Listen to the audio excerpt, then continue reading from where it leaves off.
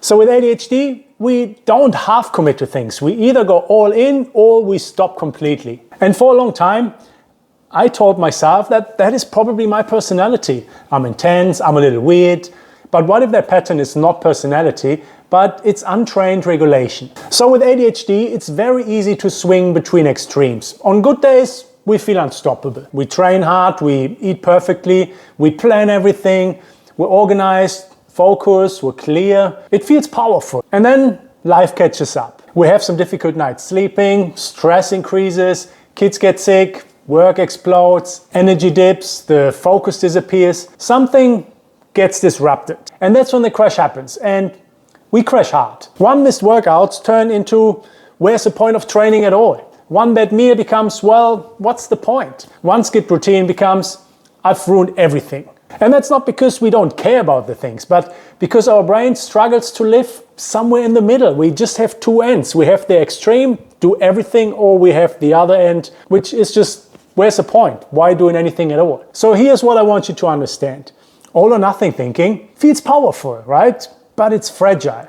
It works when everything lines up, but it collapses in the moment life gets messy, which means it's not strength, it's instability. ADHD brains love intensity. We love clear rules. We love urgency. We love defined edges. All in feels clean.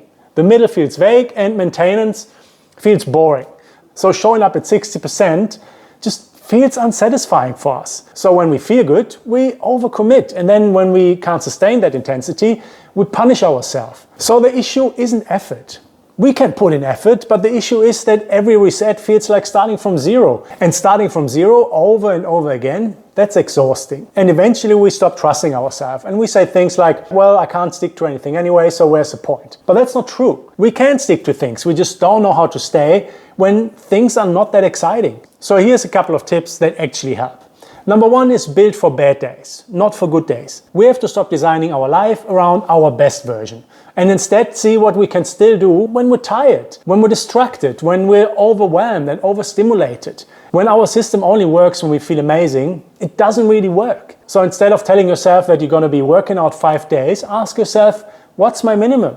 1 workout, 10 minutes, 3 exercises. And that's the base. And anything above that, it's a bonus. So when we build for bad days, we stop disappearing. And number 2 is change the definition of success. And this one changed everything for me because success is not perfect weeks. It doesn't mean clean streaks. It doesn't mean 0 misses. Success is staying in the game. Showing up badly still counts. Maintenance counts. 50% effort counts if you have a bad day.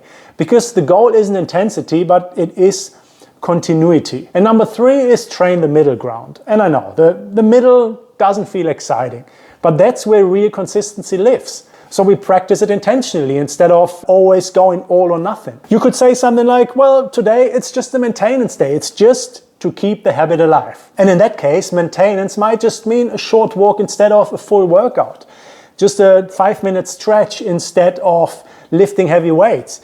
It could be just having protein with 2 meals instead of aiming for your full perfect macros. It could be breathing intentionally for 1 minute instead of doing a 20-minute meditation. Maintenance days are not failure. They're strategic. They prevent you from collapsing and disappearing entirely. If you have a real life, you have a job, you have responsibilities, you have kids, you have a family, all or nothing is just unrealistic. So if our identity only exists in the all-in mode, we will constantly feel like we're failing. The middle is adult life. The middle is reality. And the middle is sustainable. It's something that we know, you know what, I can stick to that even on a shit day. So here's something practical. Before we commit to anything new, ask yourself, can I still do this in a bad week, on a bad day? And if the answer is no, scale it down before you start. And that prevents the crash later. So now let me know in the comments, what do you think about the idea? Do you think the middle is realistic? And if you liked the video, if you found it helpful, make sure to give it a like, hit that subscribe button. There's a lot more stuff coming on the channel. It's all about ADHD and health, fitness, how we can implement all this stuff into our life and actually be consistent with it. Now, you know by now there's going to be a video up here. It's going to be helpful for you at this point. YouTube knows what's good for you. So click that now and remember, you're good the way you are, and I'll see you in the next one.